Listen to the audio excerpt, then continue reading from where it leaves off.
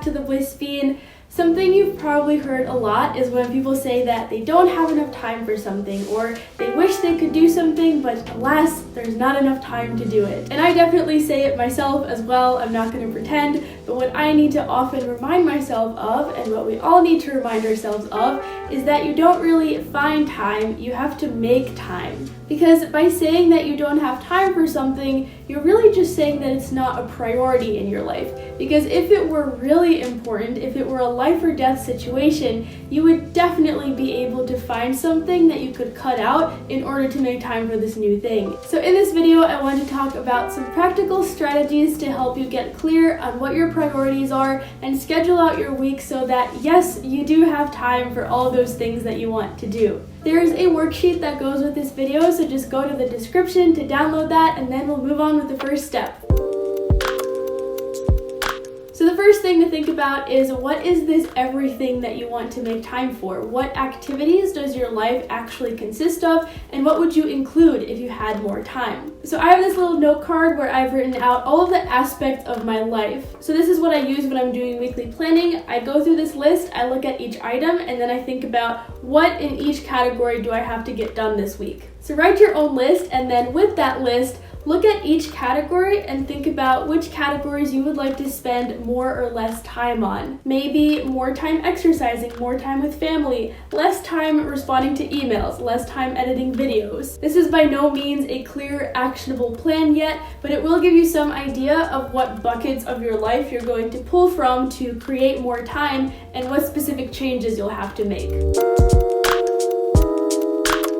So then you have to think about what goals and habits you're striving for. So a goal is a result or an outcome, it's a finish line that you reach. A habit is something you do regularly, and a lot of times your habits are what build up to you reaching your goals. So for example, if your goal is to become fluent in a language, a habit that you might implement would be to practice every day. It's super important to keep it simple in the beginning, so if there are multiple habits that you want to implement, just pick one, start with one, get that one really consistent, add another one, and then just keep building on top of it. Similarly for goals, don't set yourself 10 goals at the same time, just pick whichever ones are most important to you right now so that you don't spread yourself too thin. If you don't currently have any goals, that's okay, we're gonna start right now. So I think a macro to micro approach is really helpful here. You start by looking at the large scale, a big period of time, and then you zoom in more and more to break that goal down into small actionable steps. So when you start goal setting, start with your big goals, maybe 3 months. What do you want to have accomplished in 3 months? How can you break that into monthly goals? How can you break that into weekly goals? And then at the start of each week, what actions can you take to help you get closer to those weekly checkpoints? At the start of each day, what are the most important things on your to-do list that are bringing you towards those goals? So, example time.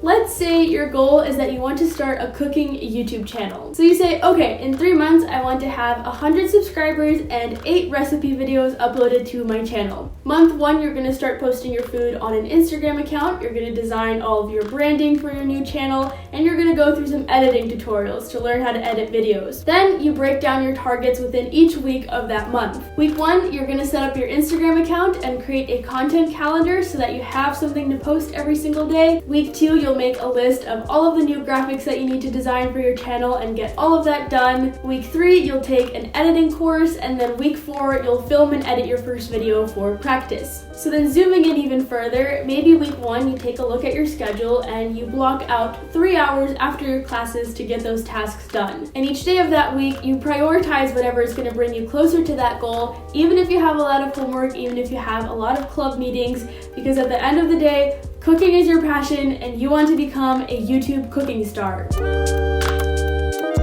So one of the things that I mentioned in that example was this idea of blocking out time. So I want to talk a little bit more about that. So recently I took Michael Karnjanaprakorn's course on Skillshare titled Real Productivity, Create Your Ideal Week. And in this class he talks all about the systems and the rules that he follows in his own life, and he's actually the CEO of Skillshare. So I was pretty interested to hear what advice he had. And one of the things that resonated with me most from this class, because it is something that I have started doing in the past couple of months, is the practice of time blocking. Time blocking is where you actually schedule your tasks into your calendar rather than just having like a long list of things that you want to get done, but not really any idea of when they'll get done. So the reason I started doing this was now that I've graduated high school and now that we're in quarantine, I just had so much unstructured time and I really wanted to make the most of it. So I had to literally take my calendar and block out that structure for myself. But even if your life doesn't look like that right now, you could probably still make use of time blocking. So I realized that I was kind of doing time blocking during senior year because I actually had 3 open hours in my schedule. So every day on my to-do list, I would organize my to-do list and be like, here's what I'm gonna get done during my 4th hour study hall, here's what I'm gonna get done during my 5th hour study hall, and that gave me those time limits to work with. And that's exactly what time blocking does for you. It pushes you to work faster because you have a time limit. It ensures that you have time for your most important task because you're literally putting that time on your calendar, and it empowers you because you look at your schedule for the day and you see that, yes, I actually do have time to get all of this stuff done. So this is important for everyone, but it's especially helpful if you're a student or you work from home because a lot of the responsibility of designing your daily schedule falls on you. So you have to take your time blocks very seriously, treat them like important meetings that you have to show up for.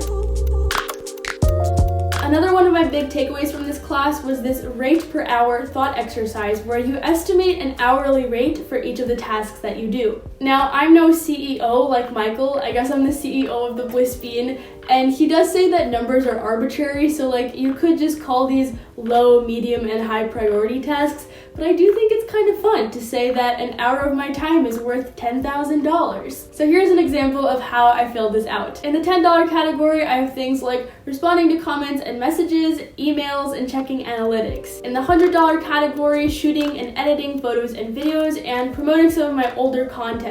$1,000 working on sponsored videos, planning my content calendar, and finally $10,000 creating products, creating sales funnels, creating worksheets. So I realized there's a lot that I do for my blog that doesn't really increase my revenue or my audience. Sometimes it just feels like I'm a machine turning out weekly content. Now that definitely doesn't mean that it's not important to have creative time. Like I will have photo taking sessions where I take a bunch of photos for Instagram and for thumbnails, and I really just get to enjoy being creative for an hour or two. But what I don't do is I don't just like take and edit one Instagram photo per day. Instead, what I do is I batch all of those tasks so that I have plenty of time left over for the higher value tasks. Another framework that might help you to figure out which of your tasks to prioritize is the Eisenhower Matrix. I talk about this more in my productivity course, 21 Days to Productive Flow, and I've linked to that in the description if you're interested.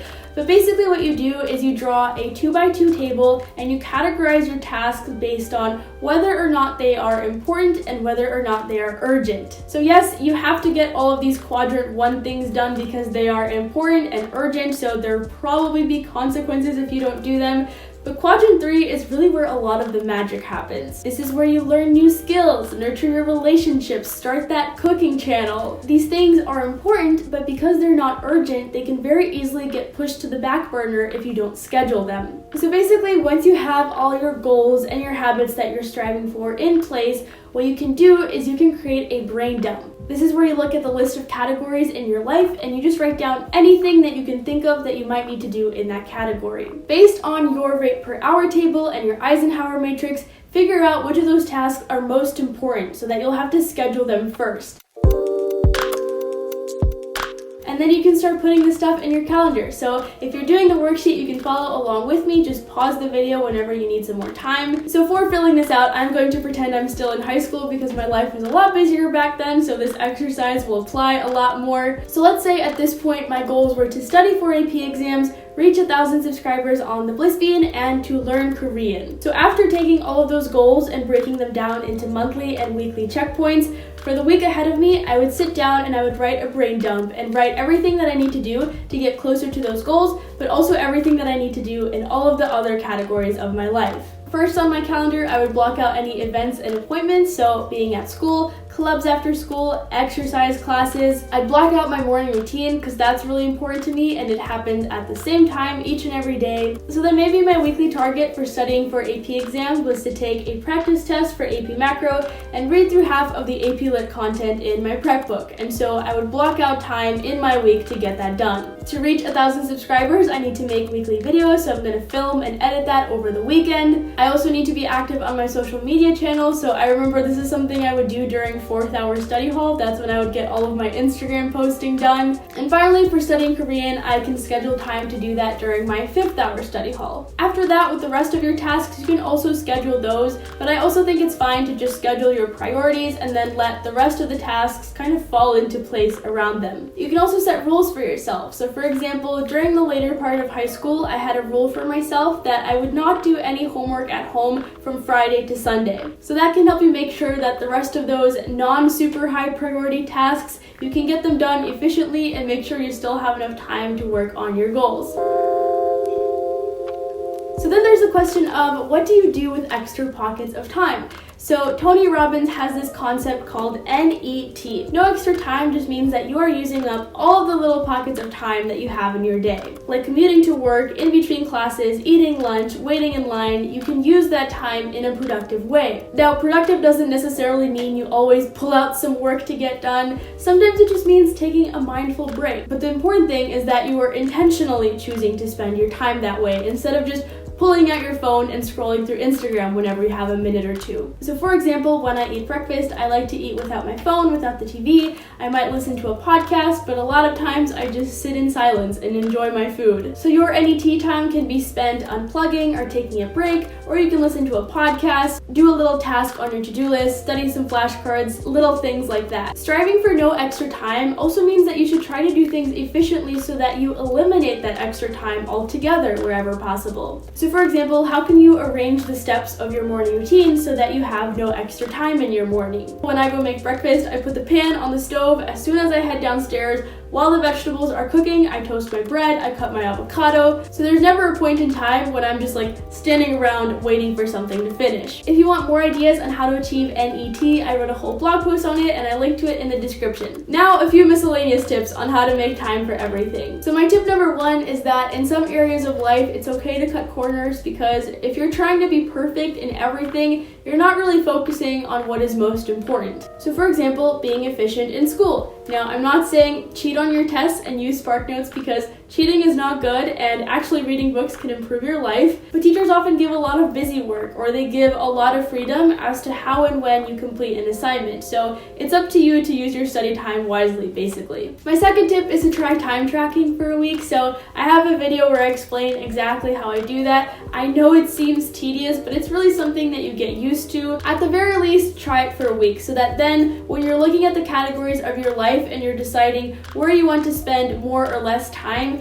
you have actual numbers attached to that. That's so powerful, because oftentimes the things that you dread doing or that are really difficult for you don't take as much time as you think they do, and then the little time wasters really add up and take up a lot of your week. And my final tip is just review your systems and keep learning, keep trying to get better. Schedule some time, block out some time to check up on your systems regularly and see how things are going. Experiment, try scheduling things at different times, on different days, etc. Also, just keep learning new techniques. So when I took Michael's class, I felt pretty good about my ability to plan a productive week, but I knew I could learn something, especially from someone who is a CEO, and I definitely did learn a couple of new things that made me really reconsider how I'm spending my time. So I want to thank Skillshare for sponsoring this video. They have thousands of classes for creative and curious people. They actually have a whole category of classes just all about productivity.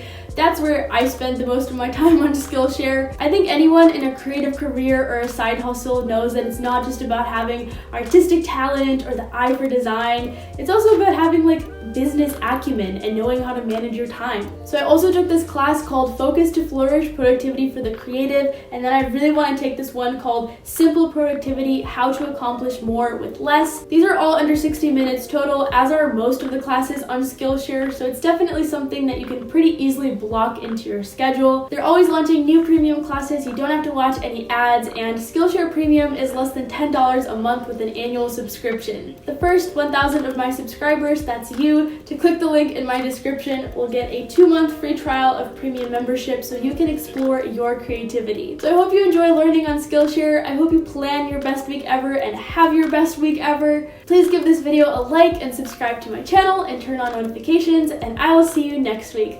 Bye!